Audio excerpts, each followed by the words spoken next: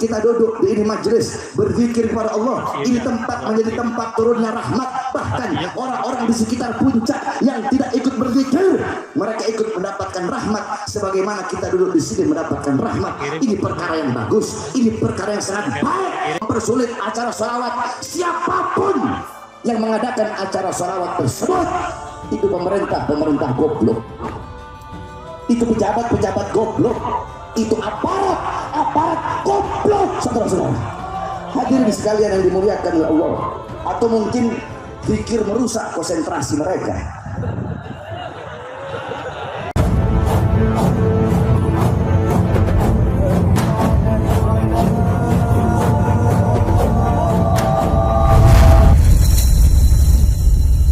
Insya Allah bermanfaat. Saudara-saudara sekalian yang dimuliakan oleh Allah Subhanahu wa Ta'ala, kita duduk pada malam hari yang mulia ini dalam rangka acara puncak berzikir, saudara-saudara, yang dimana acara ini setiap tahun selalu kita adakan, selalu kita rayakan. Ini tempat menjadi tempat yang penuh dengan keberkahan. Ini tempat menjadi tempat turunnya rahmat, tempat turunnya kasih sayang, tempat turunnya maghfirah, tempat turunnya pengampunan. Kita duduk di sini, saudara-saudara, berzikir kepada Allah Subhanahu wa Ta'ala, dibacakan ayat-ayat suci Al-Quran, dibacakan tahlil, tahmid, tasbih, takbir, tanjid, istirja, salawat kepada Rasulullah SAW. Sehingga bukan hanya tempat ini, akan tetapi tempat-tempat yang mengelilingi tempat ini ikut mendapatkan rahmat sebagaimana tempat ini mendapatkan rahmat, ikut mendapatkan berkat sebagaimana tempat ini mendapatkan berkah. Saudara-saudara, kita duduk di sini berzikir kepada Allah, bermohon kepada Allah, berdoa kepada Allah Subhanahu wa Ta'ala agar Allah kabulkan permintaan kita, agar Allah kabulkan hajat kita. Kita berdoa untuk bangsa, kita berdoa untuk negara, kita berdoa untuk Indonesia, agar Allah berikan keselamatan, agar Allah berikan keamanan, agar Allah berikan kesejahteraan.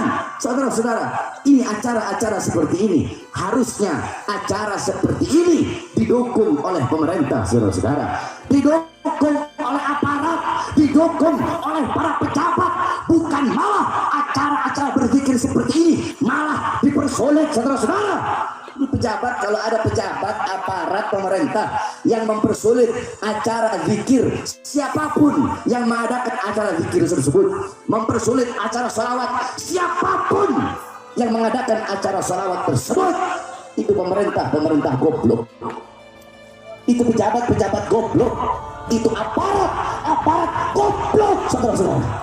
Hadirin sekalian yang dimuliakan oleh Allah. Atau mungkin zikir merusak konsentrasi mereka. Makanya dilarang, makanya dipersulit, saudara-saudara.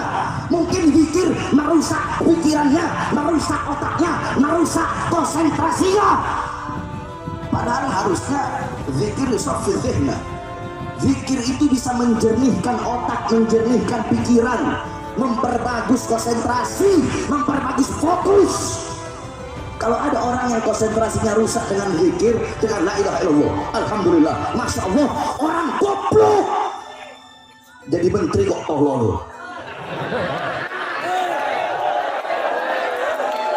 Jadi menteri kok goblok, menteri tolol, menteri goblok, menteri bodoh.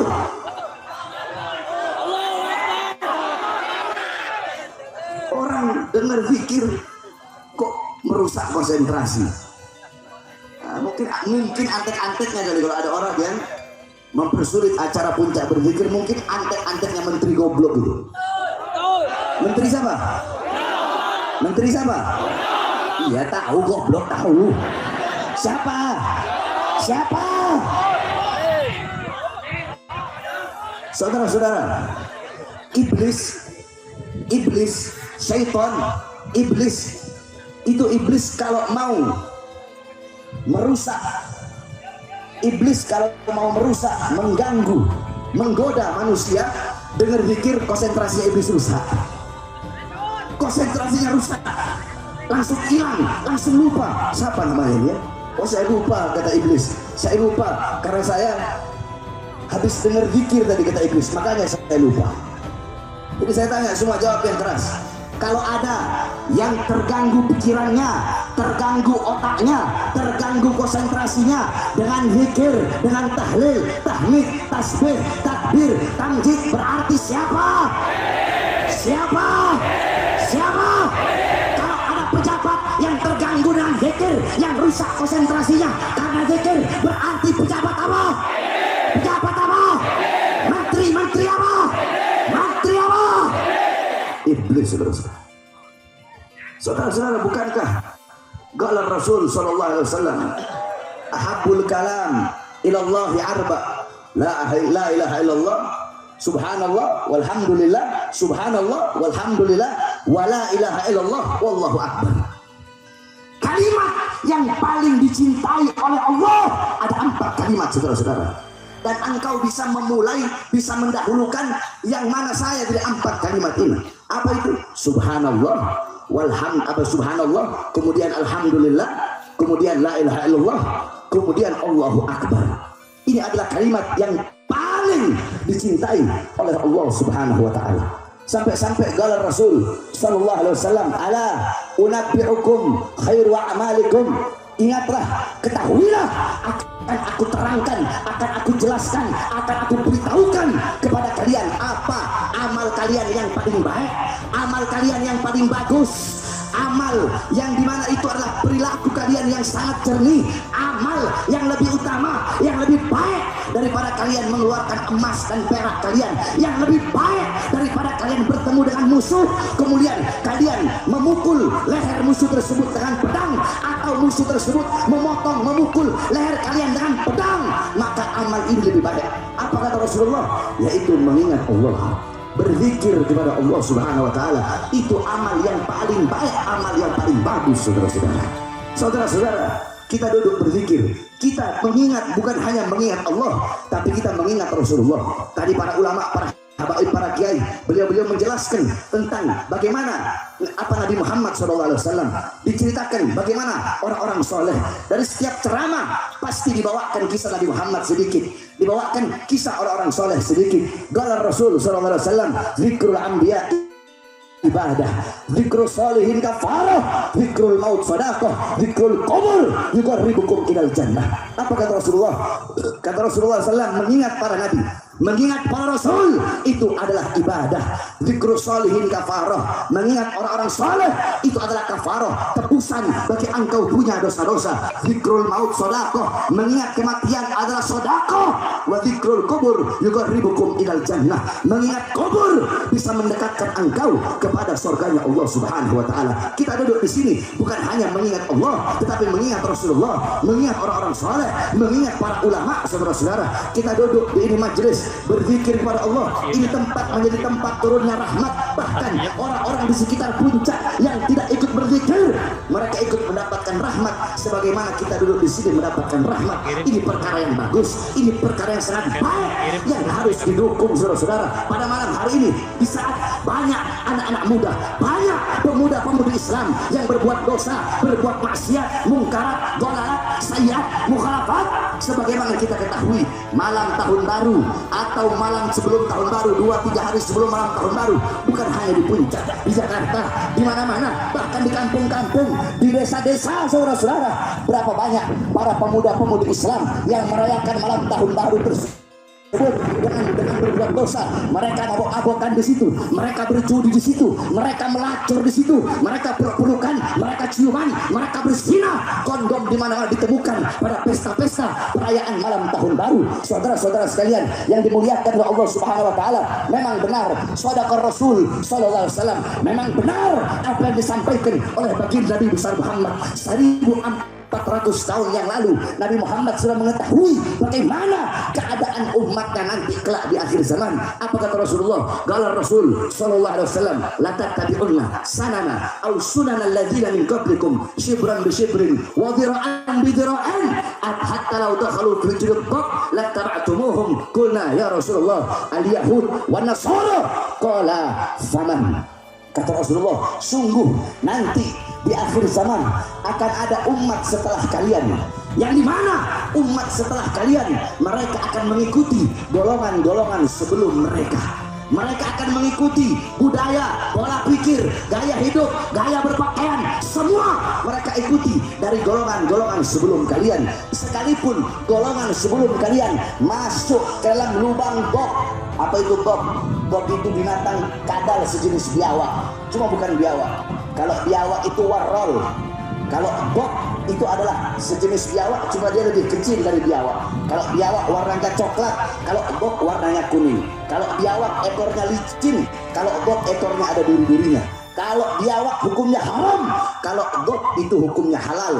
Karena ada takrir dari Nabi Muhammad. Ketika Rasulullah melihat para sahabat memakan bok, Rasulullah diam. Diamnya Rasulullah itu takrir yang bermakna halal, saudara-saudara. Nah, itu kenapa para ulama ahli hadis mereka mengatakan kenapa Rasulullah mengumpamakan masuk ke dalam lubang bok. Karena binatang bok kalau bikin lubang itu sangat sulit. Lubangnya belok-belok ke kanan, ke kiri, ke dalam, naik lagi ke atas. Maka karena begitu sulit lubang tersebut, sehingga Rasulullah mengumpamakan seperti lubang bok. Jadi seperti apapun, bagaimanapun perilaku, perbuatan, ucapan, semua dari golongan-golongan sebelum mereka, umat setelah kalian di akhir zaman akan mengikuti golongan-golongan dan kelompok tersebut. Kemudian para sahabat berkata, ya Rasulullah, apakah kelompok, apakah golongan yang diikuti itu adalah orang-orang Yahudi, adalah orang-orang Nasrani yang nanti umat setelah kami mengikutinya? Qul apa qala Rasul famahmi. Kata Rasulullah, siapa lagi kalau bukan orang-orang Yahudi? Siapa lagi kalau bukan orang-orang Nasrani? Coba kita lihat, tadi Habib Muhammad telah menjelaskan bahwasanya tahun baru Masehi bukanlah tahun baru kita, sehingga merayakan tahun baru Masehi bukanlah perayaan Islam, bukanlah perayaan kita, tetapi bertasyabuh, mengikuti, menyerupai adat istiadat orang-orang kafir. Man tasyabbaha biqaumin fahuwa minhum. Hadis tersebut dibawa oleh Habib Muhammad tadi, yang artinya barang siapa yang menyerupai suatu kaum, maka dia sama dengan kaum tersebut, digolongkan dengan kelompok tersebut, dibangkitkan dengan kelompok tersebut. Jikalau yang engkau ikuti orang-orang Yahudi, orang-orang Nasrani, orang-orang kafir, orang-orang Barat, engkau mengikuti gaya hidup mereka, pola pikir mereka, berpakaian seperti mereka, bertasyabuh kepada mereka, mengikuti ajaran mereka, maka engkau sama seperti mereka. Mereka dilaknat oleh Allah, engkau pun dilaknat oleh Allah. Mereka disiksa oleh Allah, engkau pun akan disiksa oleh Allah Subhanahu wa ta'ala. Makanya saudara-saudara, Allah kasih bencana, Allah kasih musibah bagi negara Kesatuan Republik Indonesia yang sangat kita cintai ini. Allah kasih gempa bumi, Allah kasih tsunami, Allah kasih apa tanah longsor, Allah kasih banjir, Allah kasih kebakaran di mana-mana, kesulitan di mana-mana, kesusahan di mana-mana. Jangan bertanya kepada Allah, ya Allah, kenapa engkau berikan musibah? Ya Allah, kenapa engkau berikan bencana? Ya Allah, kenapa engkau berikan gempa bumi? Ya Allah, kenapa engkau berikan tsunami? Kenapa air laut engkau tumpahkan ke muka bumi?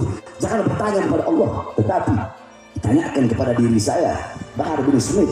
Tanyakan kepada diri kalian, tanyakan kepada diri kita, tanyakan kepada para pemuda-pemudi kita, tanyakan kepada orang tua kita, tanyakan bapak-bapak pertanggungjawaban mereka atas anak-anaknya, tanyakan kepada anak-anak kewajiban mereka atas orang tuanya dan hak orang tua mereka yang harus mereka laksanakan. Tanyakan kepada para ustadz-ustadz, para tokoh-tokoh agama, tanyakan kepada para ustadznya, kiainya, para habibnya, tanyakan kepada guru-guru agama, tanyakan kepada para pemimpin-pemimpin pondok pesantren, tanyakan kepada para penghafal Al-Quran, tanyakan kepada para pejabat, tanyakan kepada para aparat, tanyakan kepada RT, RW, lurah, camat, bupati, wali kota, menteri, presiden, tanyakan kepada mereka, para pejabat, para aparat, dan diri kita sebagai umat, perbuatan dosa apa, perbuatan maksiat apa yang kita lakukan sehingga mengundang bencana, bala dan musibah dari Allah bagi bangsa, negara, dan rakyat Indonesia. Bukankah Allah berkata dalam Al-Quran, ma asabakum min musibatin fabima kasabat aydikum. Apa-apa yang menimpa kalian daripada musibah itu akibat perbuatan tangan kalian. Oleh karenanya cukup saudara-saudara, kembali kita kepada Allah pada malam hari ini. Di saat banyak hamba-hamba yang berbuat dosa, berbuat maksiat, yang mengundang bencana dan bala, maka kita duduk di ini majelis berzikir kepada Allah. Zikir itulah, doa itulah yang menunda, yang menjadi benteng pertahanan untuk menangkis segala macam bencana dan musibah, sehingga acara-acara zikir seperti ini wajib dan harus didukung oleh pemerintah, pejabat dan para aparatnya, daripada mereka mendukung dan membiarkan perbuatan dosa, perbuatan maksiat, acara-acara tidak jelas pada malam tahun baru yang bisa mengundang bencana dan bala dari Allah Subhanahu wa taala. Saudara-saudara, alhamdulillah pada malam hari ini saya bisa duduk di sini karena terakhir saya di sini kalau nggak salah tahun 2017, saudara-saudara. 2017 acaranya di sana kalau nggak salah. Tahun kemarin saya nggak sempat datang, nggak sempat hadir karena saya pergi ke Bandung untuk menjalani pemeriksaan. Alhamdulillah sekitar 3-4 bulan yang lalu saya bebas. Saudara-saudara sekalian yang dimuliakan oleh Allah, di dalam menegakkan kebenaran, di dalam menyampaikan kebenaran, tidak ada kata kapok bagi Bahar bin Ali bin Smith. Tidak ada kata capek, tidak ada kata kapok, tidak ada kata lelah di dalam memperjuangkan kebenaran, di dalam menegakkan keadilan. Oleh karenanya saudara-saudara, saya mengajak seluruh dan saya sampaikan, saya menghimbau kepada engkau semua, khususnya para pemuda-pemudi Islam, jangan pernah kalian tunduk kepada kesoliman, jangan pernah kalian tunduk kepada kemungkaran, jangan pernah kalian tunduk kepada ketidakadilan, jangan pernah kalian tunduk kepada kemaksiatan. Sampaikan terus kebenaran, jangan pernah kalian tunduk walaupun kalian harus dimusuhi seluruh alam semesta, walaupun kalian harus dihina, walaupun kalian harus dicaci, walaupun kalian harus dimaki. Jangan pernah engkau tunduk kepada kesoliman, kepada kemungkaran. Saudara-saudara sekalian yang dimuliakan oleh Allah, saya keluar masuk penjara. Kenapa? Untuk menyampaikan kebenaran. Kenapa? Untuk menegakkan keadilan. Yang saya bela bukan diri saya, yang saya bela bukan anak istri saya, yang saya bela bukan keluarga saya. Saudara-saudara, tahun 2018 saya masuk, 2020 saya keluar, baru 2 hari saya keluar, saya dibawa lagi ke Nusa Kambangan, saudara-saudara.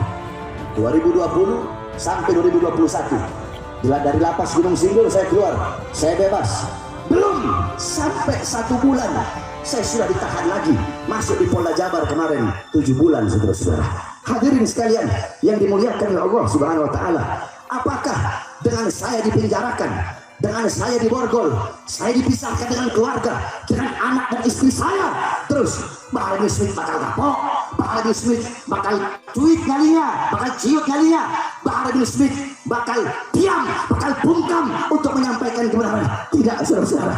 Saya telah bersumpah di setiap persidangan saya bersumpah di setiap persidangan, di depan para hakim, di depan para jaksa, di depan pengacara, dan di depan semua yang hadir dalam sidang saya. Bahkan dalam setiap acara, dalam setiap panggung dakwah, panggung ceramah, saya selalu bersumpah bahwasanya demi Allah, saya sampaikan kepada kalian, para pengkhianat bangsa, para musuh-musuh agama, para koruptor yang menyengsarakan rakyat, para pengkhianat bangsa yang menderitakan rakyat, yang menyengsarakan rakyat, yang ngaling uang rakyat, yang membuat rakyat kelaparan, yang membuat rakyat menderita, yang membuat rakyat kesusahan. Demi Allah, kalian bisa memborgol tangan saya, perut saya, kaki saya, kalian bisa memenjarakan saya, kalian bisa memisahkan saya dengan anak dan istri saya. Akan tetapi demi Allah, suara-suara kebenaran yang saya sampaikan, yang saya gaungkan, tidak akan pernah bisa kalian penjarakan sampai hari sabar, saudara-saudara. Maka saya tanya semua yang hadir di sini, siap sampaikan kebenaran, siap tegakkan keadilan, siap lawan pengkhianat bangsa? Allahu Akbar, Allahu Akbar. Dan terakhir, saudara-saudara, tadi kita habis menyaksikan pelantikan daripada Front Persaudaraan Islam. Dalam Al-Quran Allah Subhanahu wa taala berfirman, Inna Allah ashtara minal mu'minina anfusahum wa amwalahum bi'anna lahumul jannah yuqatiluna fi sabilillah ila akhiril ayah. Sesungguhnya Allah telah membeli daripada orang-orang yang beriman. Allah beli jiwa mereka, Allah beli harta mereka, Allah beli raga mereka, Allah beli badan mereka. Dan Allah bayar bukan dengan dinar, bukan dengan dirham, bukan dengan emas, bukan dengan permata, tapi Allah bayar dengan surga sebagai bayarannya. Untuk apa? Untuk berjuang berjuang di jalan Allah Subhanahu wa taala, untuk berjuang di jalan Allah, untuk memerangi musuh-musuh Allah, untuk beramar ma'ruf, untuk nahi mungkar. Nah, saudara-saudara, tidak ada di zaman sekarang yang lebih rela kehilangan nyawanya, hartanya, jiwanya, badannya untuk berjuang di jalan Allah selain daripada para laskar-laskar persaudaraan Islam, saudara-saudara. Oleh karenanya Indonesia harus bangga punya front persaudaraan Islam, betul? Karena front persaudaraan Islam bukan hanya benteng Ahlus Sunnah wal Jamaah, tetapi juga benteng Islam. Bukan hanya benteng Islam saja, tetapi juga benteng NKRI, benteng merah putih. Saudara-saudara, jangan diragukan tentang nasionalisme, jiwa-jiwa nasionalisme daripada seluruh para relawan-relawan dan laskar front persaudaraan Islam. Setiap ada bencana, setiap ada musibah, yang lain, ormas-ormas lain, aparat pejabat yang lain sudah pulang, front persaudaraan Islam masih tetap membantu saudara-saudara kita sebangsa dan setanah air yang ditimpa musibah. Oleh karenanya saya sangat yakin, saudara-saudara, demi Allah, andaikan jangankan hanya bantuan, jangankan hanya bencana yang menimpa Indonesia, andaikan ada musuh-musuh dari luar atau musuh-musuh di dalam yang ingin merusak Indonesia, yang ingin merampas kedaulatan Indonesia, yang ingin mengopok-ngopok Indonesia, demi Allah, laskar daripada front persaudaraan Islam yang akan berada di barisan paling depan, rela hancur dan binasa demi bangsa dan rakyat Indonesia. Takbir. Saya tanya semua, khususnya laskar front persaudaraan Islam umumnya, jamaah yang hadir, siap hancur demi Indonesia, siap binasa demi Indonesia. Kalau pengkhianat bangsa maju untuk melawan rakyat, melawan Indonesia, melawan Islam, maju atau mundur? Kurang keras, maju atau mundur? Maju atau mundur? Kalau ada yang ingin merampas kedaulatan rakyat, maju atau mundur? Melawan para koruptor-koruptor pengkhianat bangsa yang menyengsarakan rakyat, yang maling uang rakyat, maju atau mundur? Maju atau mundur? Siap hancur di Indonesia, siap binasa di merah putih. Allahu Akbar. Indonesia merdeka, merdeka, merdeka. Allahu Akbar. Wassalamualaikum warahmatullahi wabarakatuh. Hadirin